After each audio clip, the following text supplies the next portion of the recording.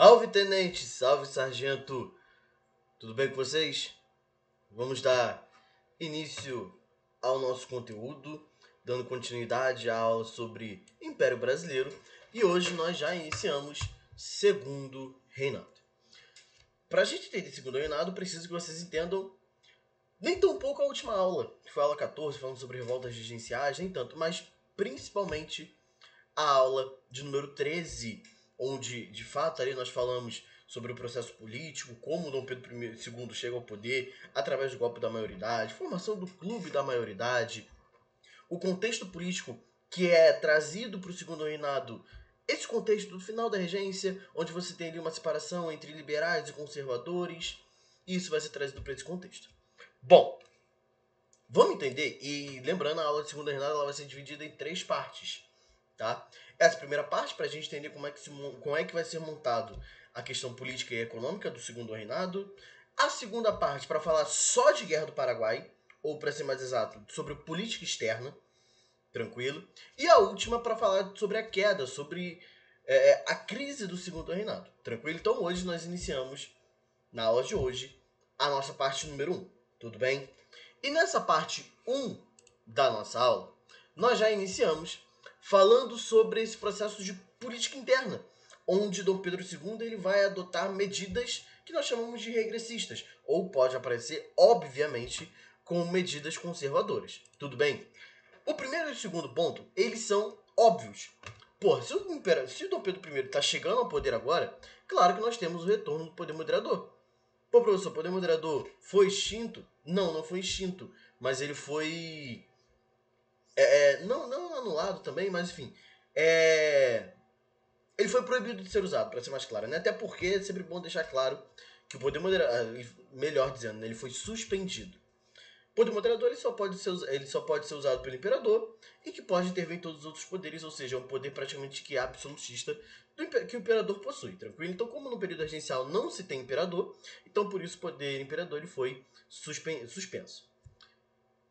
Dessa forma, como Dom Pedro II ele chega ao poder, ele é coroado imperador, então ele tem direito, segundo a Constituição, ao poder moderador.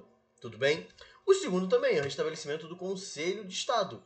Conselho de Estado formado pelo próprio imperador, ministros que o imperador colocará lá e que o auxiliarão nas questões políticas, econômicas, a qual o imperador precise. Temos ainda para completar os projetos de identidade nacional, intensificado com o EHGB, intensificado com o próprio Colégio Pedro II. A ideia de você tentar tirar um pouco dessa figura portuguesa dentro do território brasileiro, mesmo que o imperador fosse português, a tentativa de você transformar o Brasil em um país de fato brasileiro e não com essas características portuguesas, com essas características coloniais. Porém, você mantém o privilégio da elite, o privilégio dos fazendeiros, tranquilo? Principalmente. A observação fica que Dom Pedro II coroado era símbolo de um Estado completamente centralizado. O imperador pode intervir em todos os outros poderes, tranquilo? E olha a questão do jogo político. Olha como é que isso aqui funciona. Isso aqui é bem maneiro da gente entender. Olha aqui. Na questão do jogo político, os liberais moderados eles formam Luzias e Saquaremas. Conservadores e liberais, nós citamos isso na aula 13, falando sobre o período regencial, onde nós temos no início do período 3 grandes grupos, né, restauradores, liberais exaltados e moderados. Posteriormente, com a morte de Dom Pedro I, lá em 1834, nós temos o fim dos restauradores, e aí praticamente os liberais, tanto exaltados quanto moderados, formam um único grupo que vai se separar, formando progressistas ou liberais e conservadores, tranquilo? Ou podem ser chamados também de regressistas. Dessa forma, quando nós entramos no segundo reinado, teremos novas nomenclaturas para esses liberais e conservadores. Tranquilo? Os conservadores nós chamaremos de saquaremas. Por que saquaremas, professor? Saquaremas porque se reuniam, em grande maioria, numa fazenda que ficava próxima à praia de Saquarema. Tudo bem? E aí você conta ali com proprietários rurais. De fato, aquela massa conservadora e elitista brasileira, né? Proprietários rurais, os burocratas, comerciantes, principalmente portugueses, e vão defender, obviamente, um império forte. tranquilo, e completamente centralizado no rei. No rei, desculpa, no imperador.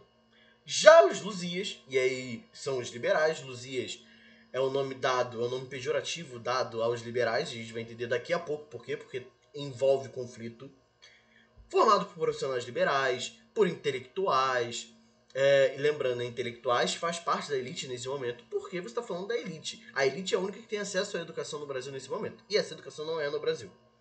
Tranquilo? Proprietários rurais que vão produzir para o mercado interno, então você fala ali de uma concentração, por exemplo, na região norte do país, na região centro-oeste, a própria região sudeste que está iniciando ainda a sua exportação com o café, tranquilo? Defendendo um governo imperial não tão centralizado, mas existindo a figura do imperador, não desejando, por exemplo, fim da monarquia e desejando aquilo que é símbolo dos liberais desde a regência, maior liberdade provincial. Tranquilo? Bom, tá rápido hoje. Enfim, para a gente entender de onde vem o nome liberais, né, a gente precisa entender primeiro as eleições. Era necessário ocorrer eleições porque Dom Pedro havia sido colocado no poder antecipando sua maioridade. Então era necessário ter novas eleições. E essas eleições já ocorrem no ano que ele assume o poder. Em 1840, ficam conhecidas como eleições do cacete. Por quê? Quem ganha as eleições de 1840? Os liberais. Porém, quem estava no poder durante a regência? Os conservadores, é a regência de Araújo Lima. Então, quando os liberais vencem as eleições, e lembra, no período regencial, quem elegia os regentes eram as províncias, então os conservadores vão olhar para aquilo e vai dizer, porra, calma aí, a gente tem 3 anos de regência do Araújo Lima, de 37 a 40, quase, praticamente 2, né? E mesmo assim são os liberais que vencem, porra, tem alguma coisa de errado. Essas eleições foram fraudadas. E aí é onde é iniciada, nem iniciada nesse momento de fato, né? Mas, porra, você tem ali alguém dizendo, ó, essas eleições foram fraudadas, vai dar merda. Os liberais, aí, obviamente, temos a convocação de uma nova eleição ainda em 1840, onde os conservadores vencem. E aí eles dizem que sim, porra, as eleições foram um sucesso. Quem se revolta a partir de agora são os liberais. E quando a gente fala, tá, vencem os conservadores ou vencem os liberais, é a ideia de quem vai compor a maioria da Câmara dos Deputados, por exemplo, tá bom? Entenda dessa forma. Quem se revolta agora são os liberais. Fala, porra, calma aí. Quando eu sou eleito, é fraude. Quando eles são eleitos, não é fraude? Não, não é possível. Queremos novas eleições. Os conservadores não aceitam. É o início das revoltas liberais que vão ocorrer pelo Brasil. Tá? Vai de 1842 até 1848. E aí, até o ano de 1848, nós temos, quando chega o ano de 1848, na cidade de Santa Luzia, em Minas Gerais, os liberais são derrotados pelos conservadores. Daí o nome pejorativo dado aos liberais de Luzias, relembrando sempre a derrota liberal na cidade de Santa Luzia, em Minas Gerais. Tranquilo? Bom, seguindo, o momento é de conflito. Vamos lá. Nós temos os conflitos liberais, tivemos as eleições do cacete, a Revolta dos Farrapos tem 2 anos, terminou em 1845. Há vários conflitos políticos, era necessário controlar tudo isso. Dom Pedro II, ele tem com 15, agora ele já é maior de idade, não vou fazer essa conta rápido. Mas enfim, mas já tem ali seus 22, 23 anos. E aí, para tentar controlar toda essa... Não chega a ser uma crise, né? Mas para tentar controlar esses conflitos, né? Que, querendo ou não, geram gastos ao Império. O que ele faz? Porra, ele olha para a principal potência, daquele momento no mundo. Não era Estados Unidos, não era França, era ainda a Inglaterra. Inclusive vendo o auge como potência. A chamada Era Vitoriana, a exploração na África, a exploração na Ásia, é o auge da comercialização inglesa. E quando Dom Pedro II ele olha para a Inglaterra, que já era parceira econômica do Brasil há muito tempo, e percebe que a Inglaterra é um país que, entre aspas, deu certo porque é um país rico, ele fala, porra, precisamos copiar a Inglaterra. Mas não dá para copiar a Inglaterra. Primeiro, porque a Inglaterra é uma ilha. Segundo, o Brasil tinha quase o dobro da população inglesa. E terceiro, Dom Pedro II não quer perder o poder dele. E aí vem a questão. Como é que funciona o poder político na Inglaterra? É um parlamentarismo. Porra, mas pra gente colocar um parlamento, o imperador perde poder. Dom Pedro II diz, eu não vou perder poder. E aí, olha como é que se forma isso. O primeiro em vermelho, aqui do seu lado esquerdo, nós temos o parlamento inglês. E perceba, vá sempre fazendo a comparação. As eleições. Na Inglaterra, a primeira grande diferença. Na Inglaterra, as eleições são diretas. No Brasil, as eleições são indiretas. Para completar, o voto ele ainda é censitário. Essas eleições elegem o parlamento na Inglaterra. No Brasil também. O problema vem na relação do primeiro-ministro. Tranquilo? No Brasil, nós não chamaremos de primeiro-ministro, mas nós chamaremos de presidente do Conselho de Ministros. Tranquilo? Ou pode aparecer simplesmente como presidente do gabinete. Tranquilo? Na Inglaterra, como é que isso funciona? O parlamento elege o primeiro-ministro.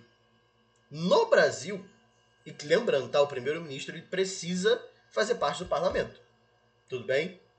No Brasil, o parlamento, quem elege o primeiro-ministro, essa figura do presidente do Conselho de Ministros, é o próprio imperador, que tem o poder de nomear e de retirar essa ideia de primeiro-ministro no Brasil.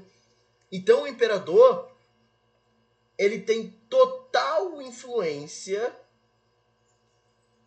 e total ação na relação política do Brasil. Na Inglaterra, o rei interfere? Claro que ele pode interferir. Opiniões, seja o que for. Porém, o rei, é como diz a imagem, ele reina, mas não governa. O rei não é o responsável pelo cenário econômico, o rei não é o responsável pela política, o rei não é o responsável por quem é o primeiro-ministro. Entende? O rei pode dar declarações, pode dar opiniões, mas ele não vai escolher alguém. Tranquilo? Essa é a diferença. E aí, por isso fica conhecido no Brasil como parlamentarismo às avessas. Tranquilo? Teremos vários presidentes do Conselho de Ministros no Brasil. Tranquilo? Vários. A média vai ser de 2 anos e meio para cada presidente do Conselho de Ministros. Tudo bem? E aí, claro, teremos maior quantidade de liberais, porém o predomínio é conservador. Pô, professor, calma aí que agora embolou tudo. Vamos lá. A maior parte dos nomes são de liberais. Porém, os conservadores, o tempo que eles ficaram no poder é maior. Imagina o seguinte cenário. Porra, um liberal é colocado no poder, e aí, claro, tá, teremos essa alternância no poder para controlar as emoções políticas. Um liberal foi eleito, ficou ali 2 anos. Um conservador foi eleito posteriormente, foi colocado no poder posteriormente. E ele ficou ali 3 anos. Porra, um conservador já é... Aí imagina, né? Aí é eleito depois outro liberal, esse liberal fica 1 ano. Porra, um conservador no poder foi a mesma coisa que 2 liberais. Entende? E aí, dessa forma, os conservadores eles vão ficar mais tempo no poder, porém, a maioria colocada no poder vai ser liberal. Tudo bem? Bom, continuando, temos a Revolução Praieira, o último dos movimentos no Brasil Império. Vamos com calma. Revolução Praieira, ela ocorre em Pernambuco, principal foco, e a Revolução Praieira ela reacende essa chama, esse fogo em Pernambuco, que é o principal polo de revoltas no Brasil. Olha os antecedentes. Predomínio da atividade açucareira na região, controle de poucas famílias, você tem ali, claro, o controle dos grandes fazendeiros, dos grandes engenhos. Tudo bem? Comércio concentra-se nas mãos de portugueses, então você percebe que grande parte da população de Pernambuco, ela ou depende da produção de cana, ou seja, de trabalhar no engenho, ou ela vai trabalhar para português. Entende? E, obviamente, serão extremamente explorados. Grande parte, óbvio, vivia em situações de dificuldade financeira.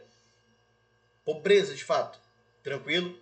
Bom, já em 1842, nós temos a formação do que nós chamamos Partido da Praia. De caráter liberal, O nome se dá, né? Porque o jornal onde começam a ser publicadas as ideias, posteriormente em 1848, ficava na Rua da Praia, em Pernambuco. Tranquilo? Bom, dito tudo isso, 1844, Dom Pedro II coloca como presidente da província de Pernambuco um cara chamado Chichorro da Gama, que era liberal. Porra, tinha um apoio dos praieiros. Porém, não é o que Dom Pedro II de fato queria. Ele coloca em 1844 no poder para acalmar a região. 1848, Chichorro da Gama é demitido. Não à toa, é o início do conflito. Os praieiros, obviamente, não aceitam. Dentre os líderes, né, a gente tem o Borges Fonseca e também o Pedro Ivo. Perceba que um é jornalista por conta do jornal que ficava na Rua da Praia, e o outro vai ser um militar. Tranquilo? E aí, claro, o Chichorro da Gama é demitido, é colocado um conservador no poder, é iniciado todo o movimento. É divulgado para completar um chamado Manifesto ao Mundo, onde foi colocado o desejo dos praieiros. E aí nós temos, dentre esses desejos, voto universal, liberdade de imprensa, garantia do trabalho, extinção de poder moderador, garantia dos direitos individuais e federalismo. Federalismo, maior autonomia para esses estados, gente. São liberais.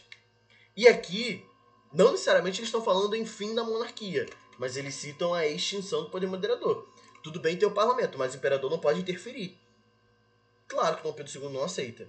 Tranquilo? Vai repreender o movimento. Todos os líderes, todos aqueles que participaram do movimento vão ser presos em Fernando de Noronha. Que coisa boa também, né? Ser preso e ainda ficar em Fernando de Noronha, né? Mas enfim, Dom Pedro II derrota o último dos movimentos no Brasil. E aí, acalma o Império, acalma o Brasil e agora ele pode trabalhar em paz. Para isso, ele ainda conta com o surgimento do café. Pô, professor, por que o café é tão importante? Vamos entender isso. O café, gente, ele chega no Brasil ainda no século XVII. Ou melhor, desculpa, século XVIII. Chega no Brasil século XVIII, próxima região do Nordeste, só no início do século XIX que vem para o Rio de Janeiro. Vem para o Sudeste, melhor dizendo. Até se fixar de fato na região do Vale do Paraíba. Parênteses agora. Por que o café é tão importante e por que o Brasil se torna o maior produtor de café do mundo? E por que isso é tão importante, né? Século XIX, e aí olha o contexto internacional para a gente poder entender isso. Século XIX,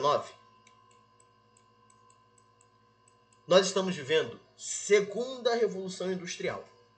O pessoal, principalmente de prep, tem uma ideia melhor sobre o que vai acontecer no cenário mundial por conta também da aula de história geral e também de geografia geral. Nesse cenário de segunda revolução industrial, foco do século XIX, foco nos Estados Unidos, na França, principalmente também no Japão, pode colocar também a própria Alemanha. Nesse início do café ainda não, mas o café ele se consolida de fato no Brasil quando? A partir da década de 1870, principalmente. Quando nós temos a invenção de um negócio que muda o mundo, que é a eletricidade. Pô, professor, como é que isso muda o mundo? Olha aqui, e principalmente esse cenário de segunda revolução industrial. Como é que o trabalhador, até, se não estiver enganado, é 1879, que é de fato criada a eletricidade, descoberta da eletricidade, o trabalhador, ele ia para a fábrica. Como é que era a vida do trabalhador, né? O cara acordava no nascer do sol. Nascer do sol, o operário ele acordava. Acordava, ia trabalhar, voltava no pôr do sol. Professor, por que isso? Porque era o momento que você tinha luz. Entende? Então o cara, quando ele saía da fábrica, ele já ia para casa com tudo escuro já, não tinha eletricidade. Com a descoberta da eletricidade, os donos de empresas, de indústrias, o que eles fazem? Porra, eu não preciso mais liberar esse cara na hora do pôr do sol. Esse cara pode ficar mais tempo na minha fábrica. Só que, porra, se eu deixar esse cara mais tempo na minha fábrica, ele pode não render. Ele não rendendo, não adianta nada. Eu vou ter um maior custo e um lucro menor. E aí é onde vem o café. Produto Os caras estão procurando um produto que possa manter o trabalhador acordado e que ele consiga produzir no mesmo ritmo. O café. O café se torna um produto essencial para o mundo nesse cenário.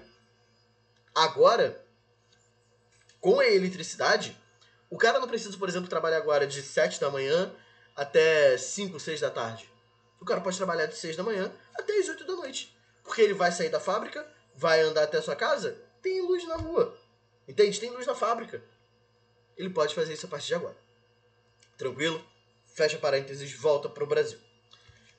O Brasil, o café, ele primeiro se consolida na região do Vale do Paraíba. Inclusive tem uma frase que é muito maneira, né? Que ela diz assim, e aí resume bem como é que é a produção de café no Vale do Paraíba. Como é que é? O café é o vale. Não, calma aí. O Brasil é o café é o vale e o vale é escravo. Ou seja, o Brasil é o café. O Brasil é dependente da exportação de café. O café é o vale, produção no Vale do Paraíba. E o vale é escravo, utilização de mão de obra. Por que eu preciso que vocês entendam primeiro esse slide? E por que precisa ser dessa forma bem mais técnica, né? Parece até uma parte da aula de geografia.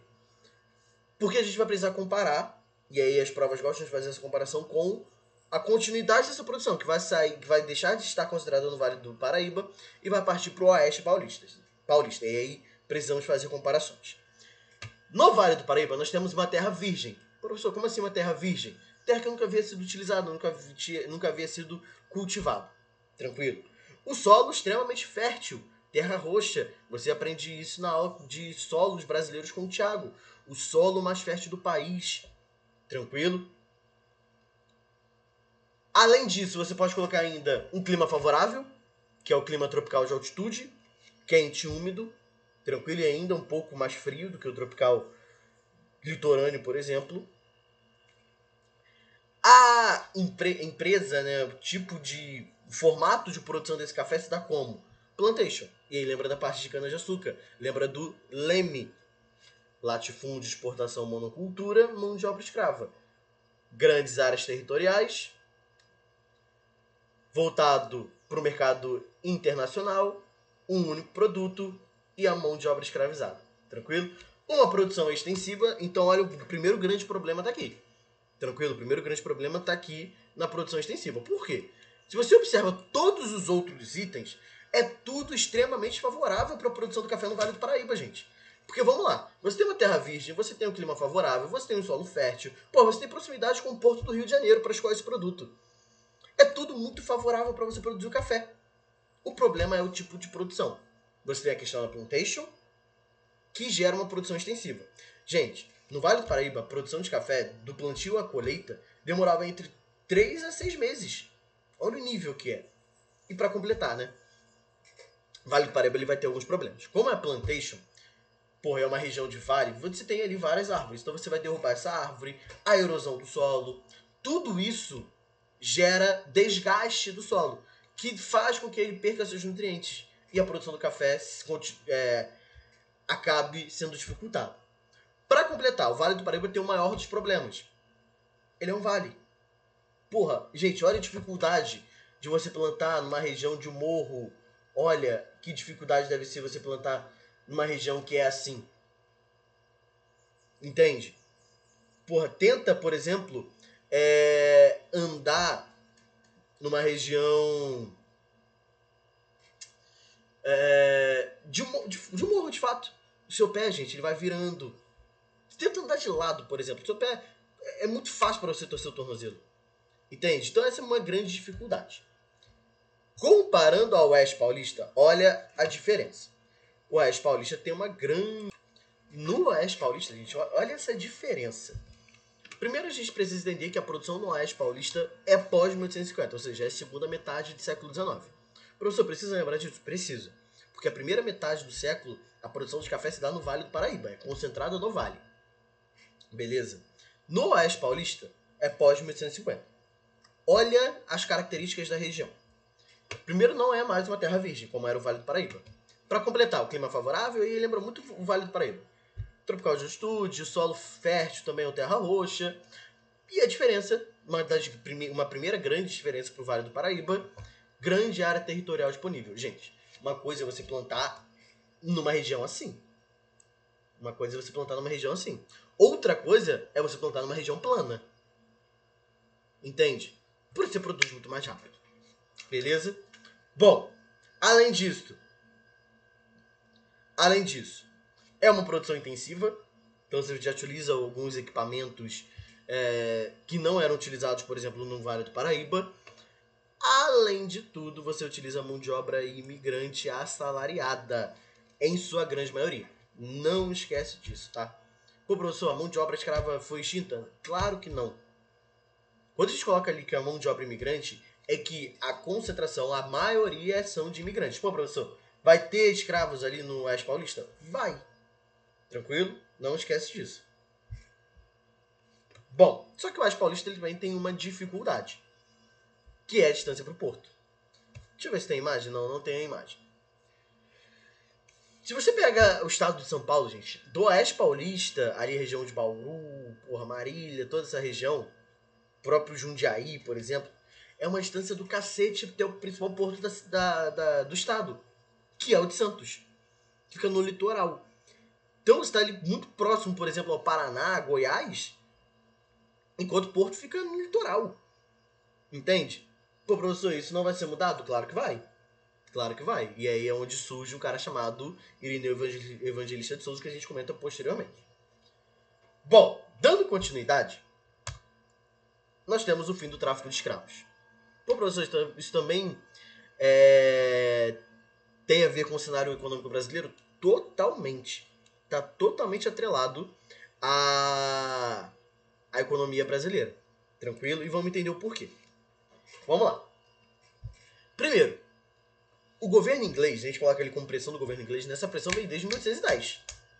Lá, com um dos tratados de 1810, atravessa todo o primeiro reinado, vem o período regencial, você tem lá a Lei Feijó, que falava sobre o fim do tráfico, porém não vai ter uma investigação sobre esse tráfico, até o momento que o governo inglês perde a paciência. Perde a paciência e declara em 1845 o Bureau Regime, que era a Inglaterra ter o direito de aprisionar qualquer navio negreiro no Oceano Atlântico. Tranquilo? Como assim? E aí tem um detalhe impressionante também, né? A Inglaterra, qualquer navio negreiro que algum navio inglês, que alguma embarcação inglesa encontrar, ela pode prender. Prendendo esse cara, o traficante de escravo, esse cara vai ser julgado na Europa, na Inglaterra. Tranquilo? Pô, professor, Inglaterra, você está falando na região do Atlântico, a Inglaterra pode prender até em águas internacionais? Até em águas nacionais? Sim. Inclusive a Inglaterra vai prender um navio negreiro na Baía de Guanabara. E aí leva esse cara pra Inglaterra de volta, para ser julgado lá. Tudo bem? E aí, percebendo isso, percebendo que você vai ter muito mais gasto por ter que pagar o traficante de escravo, a liberdade do traficante de escravo na Inglaterra, tudo aquilo, o que o Império faz? Decreta a Lei Eusébio de Queiroz, proibido o tráfico de africanos escravizados. Beleza? Ou melhor, para ficar uma definição mais simples e mais correta, a Lei Eusébio de Queiroz ela é a proibição do tráfico interatlântico de escravos. Ou seja, você não pode mais comprar escravos africanos, não pode mais chegar africanos no Brasil escravizados. Porém, o tráfico interno ele se mantém. Inclusive, por conta do café, no Vale do Paraíba principalmente, a migração de escravos do Nordeste para o Sudeste ela é enorme. Beleza? Dentre as consequências, crescimento do tráfico interno, como citado agora há pouco, além da liberação de capitais para outras atividades. Opa, todo aquele capital que o Império investia para trazer escravos, agora é proibido. Agora ele não é que é proibido, né? Mas agora está sobrando. Se está sobrando, opa, vamos gastar. Beleza? Antes de ir para essa questão do gastar, até que o Império vá gastar aqui com os imigrantes, né? Olha o papel desses caras. Eles vinham para trabalhar nos cafezais do Oeste Paulista. Imigrantes, principalmente europeu e principalmente italiano, tá? Italianos, espanhóis, alemães, perceba, Itália e Alemanha no século XIX estão vivendo o que nós chamamos de unificações. Ou seja, é guerra interna. É guerra ali contra a França, por exemplo. Porra, você é pobre. Você não quer viver num país que tá em guerra. Então, porra, vê um país do outro lado ou melhor, vê um país do outro lado do oceano e publicar. Olha o nível que chega, né? É publicado pelo Estado brasileiro dessa forma aqui, os cartazes na Itália, na Alemanha. Na América, terra no Brasil para os italianos. Barcos partindo a cada semana do porto de Gênova. Era só você ir para o porto e dizer: quero ir para o Brasil. Tudo seria custeado pelo Estado. Venha e construa seus sonhos com sua família. Uma terra de oportunidades, uma vida de abundância e um clima tropical. No Brasil você pode ter o seu próprio castelo, relembrando o auge dos senhores feudais produtores durante a Idade Média. Terra do governo, ferramentas para todos. Claro que não vai ser assim. E esse último parágrafo, ele completamente é o oposto do que ocorre no Brasil. Porém, vamos lá. Antes de serem publicados esses cartazes, que foi publicado ali principalmente em 1850 com a Lei Eusébio de Queiroz, ainda ali por volta de 1845, 47... Ih, gente, acabou a luz aqui. Só um momento. Voltou, meus amigos, voltou. Desculpa o imprevisto, viu? Mas continuando aqui. Antes do Império de fato colocar esse cartaz de fato na Europa, ali principalmente na Itália, o que já faziam alguns fazendeiros, né? Nem todos. Eles formavam o que nós chamamos de sistema de parcerias. Beleza? Como é que funcionava esse sistema de parcerias? Olha aqui. O produtor, o dono da terra, ele custeava, sem apoio do Império, a viagem do cara. Então ele custeava a passagem, ele custeava a estadia do cara no Brasil durante ali 2 anos até o cara se consolidar. Que é um imigrante se consolidar. E aí, só que claro, durante todo esse tempo ele recebeu alguma coisa do imigrante. E aí ele vai receber, por exemplo, uma parte da colheita e o restante. E aí cerca de 1/3 da colheita era pro imigrante e o restante pro senhor. Tranquilo? Porém, foram enganados, sendo colocados para trabalhar de forma praticamente semi-escrava. De fato, o salário é extremamente baixo e, para completar, você não conseguia, por exemplo, ter uma casa, havia toda uma dificuldade. Isso vem posterior a 1850, quando, diminui, por exemplo, a mão de obra escrava, precisa chegar em massa agora de imigrantes, aí o Estado ele passa a apoiar. E quando o Estado passa a custear tudo isso, e aí é quando é colocado esse cartaz. E aí agora não é mais o produtor que vai custear com tudo, agora é o Estado que vai ter todo esse custo da viagem, da estadia. Tranquilo? A estadia é cerca ali de 2, 3 anos, o Estado vai custear. Beleza? Em relação ao salário, tudo isso era entre senhor e imigrante. Tudo bem? Para completar, 1850 ainda nós temos a Lei de Terras. Vamos lá, gente, vamos lá. Isso aqui é bem simples. Quem está no poder é a elite. O voto é censitário, só a elite vota e só a elite fica no poder. Beleza. Quem é a dona de terra no Brasil? É a elite. Então vamos lá. Se é a elite que está no poder e a elite é dona da terra, como é que era a transação de terra, compra ou venda de terras no Brasil até 1850? Doação. Sistema de Seis-Marias desde o período colonial. Percebeu, até porque o escravo não podia comprar terra, por exemplo. Não tinha como comprar terra, né? Até o momento que começa a chegar imigrante. O imigrante já pode ter terra. Concorda? O imigrante, ele vai ter o salário dele, mesmo que seja muito pouco, mas vai que ele consegue comprar uma terra, né? Então, quando o imigrante passa a ter essa possibilidade... Então, quando passa a ter a possibilidade de alguém comprar terra no Brasil, aí você cria a lei de terras. O Thiago voltará a citar ela na aula de agricultura, tá? Com aspectos muito mais técnicos, principalmente. A terra passaria a ser vendida e não doada, primeira diferença. Além disso, o imigrante podia comprar terra depois de 3 anos no Brasil. Beleza? Você poderia pensar em comprar terra depois de 3 anos. Além disso, se só quem tem terra no Brasil é a elite controla o preço, controla tudo, eleva o valor. Eleva o valor e aí pobres não conseguiriam nem tomar posse daquela terra. Beleza? E aí o que nós estamos no slide de como evitar poceiros, afastar poceiros. Tudo bem? Bom, seguindo, nós ainda temos crescimento industrial. Esse crescimento industrial, ele primeiro é gerado, e aí precisamos entender uma ordem, tá? Primeiro, com tarifa Alves Branco. O ministro da Fazenda, Alves Branco, ele não renova as tarifas de 1810 com a Inglaterra. Terminados em 1842, ele prefere não renovar. Tudo bem? As tarifas que eram ali de 15%. Adotando em 1844, aí sim, tarifa Alves Branco, que é uma tarifa protecionista. Você não pode esquecer disso. A ideia é proteger o produto brasileiro. Só que não é de fato proteger o produto brasileiro. O Brasil não produz quase nada ainda. Entende?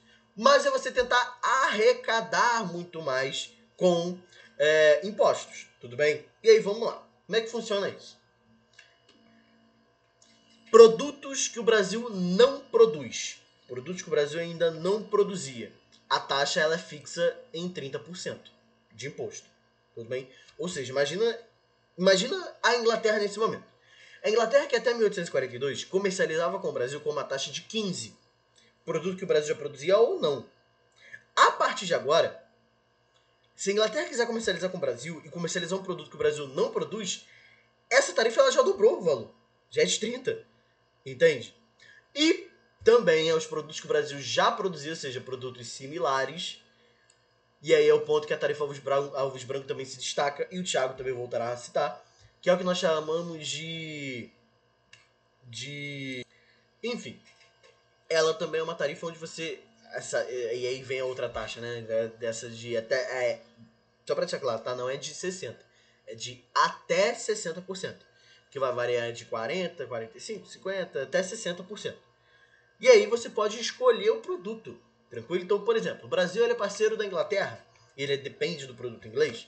Então o Brasil, se a Inglaterra quer comercializar um produto com o Brasil que o Brasil já produz, o Brasil pode ir lá e colocar uma tarifa de 40%. Agora, por exemplo, a Inglaterra, principal parceiro econômico do Brasil, é concorrente da França. A França quer comercializar com o Brasil pode levar essa tarifa para 50% para os produtos franceses, por exemplo. Tudo bem? Então funciona dessa forma, beleza? Você estimula a produção, e aí tanto o produto quanto a produção nacional, até o momento que surge a figura de Irineu Evangelista de Souza, o Barão de Mauá. Gente, Mauá é um negócio absurdo nesse momento, tá? Mauá vai competir com os grandes empresários do mundo nesse momento. Mauá vai ter mais de 16 empresas distribuídas em mais de 6 países. Mauá chega a uma determinada época que ele é mais rico que o próprio Império. Olha o nível que chega a Barão de Mauá. E aí, ele vai estar totalmente atrelado a esse momento do Império. Momento onde você tem uma concentração da produção de café no Vale do Paraíba e também no Oeste Paulista. E quando o Mauá ele observa isso, ele fala, calma aí. E aí, claro, com o apoio do Império, Mauá começa a investir no Brasil também. Principalmente na construção de ferrovias.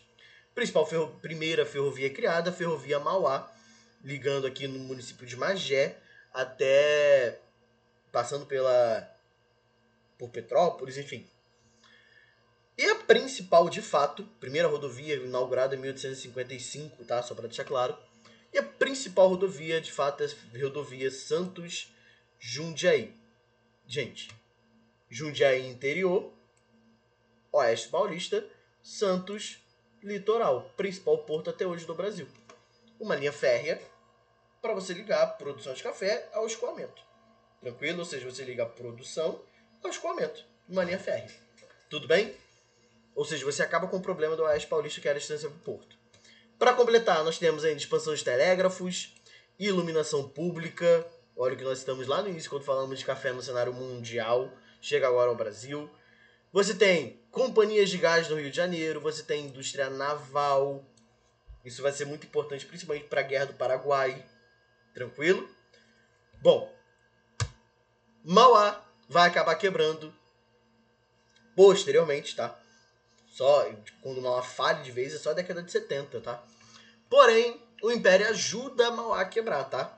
Da mesma forma que o Império ajudou Mauá a surgir, o Império ajuda Mauá a quebrar. E aí nós temos expressões inglesas para modificar a tarifa Alves Branco, completamente contrários, obviamente, a tarifa Alves Branco. É criada então a tarifa Silva Ferraz, em 1860, ou seja, 16 anos depois da tarifa Alves Branco. Temos redução das taxas de importações no Brasil, principalmente para produtos ingleses, impulsionando a falência de Mauá. Mas vamos entender isso aqui com calma, tá? Teve uma parte aqui que eu citei que há um problema e que eu preciso que vocês entendam que é todo um ciclo. Não é que seja um ciclo, né? mas é uma sequência que chegam até esse primeiro surto industrial do Brasil com o Barão de Mauá. São eles, ó. Primeiro, Tarifa Alves Branco. A Tarifa Alves Branco, ela gera descontentamento na Inglaterra. Caiu a luz de novo, desculpa. Vou continuar. A Tarifa Alves Branco, ela gera uma insatisfação inglesa. Essa insatisfação inglesa gera o Bill Aberdeen. Então vamos lá. Tarifa Alves Branco de 1844. Bill Aberdeen em 1845. Ou seja, se a Inglaterra, entre aspas, perde, né, o principal mercado dela, que é o Brasil, no continente americano, o Brasil também vai perder o principal mercado dele, que é o principal comércio dele, que é o comércio de escravos. Entende? Posterior a isso, nós temos Lei Eusébio de Queiroz, 1850. Beleza? Então perceba que é tudo uma consequência. Tudo bem? Bom, para a nossa aula de hoje, a ideia da nossa aula de hoje, nós fechamos por aqui, fechando com esse primeiro surto industrial do Brasil. Beleza? Senhores, até a próxima. Um abraço. Fiquem com Deus. Qualquer dúvida, entre em contato conosco, viu? Fui!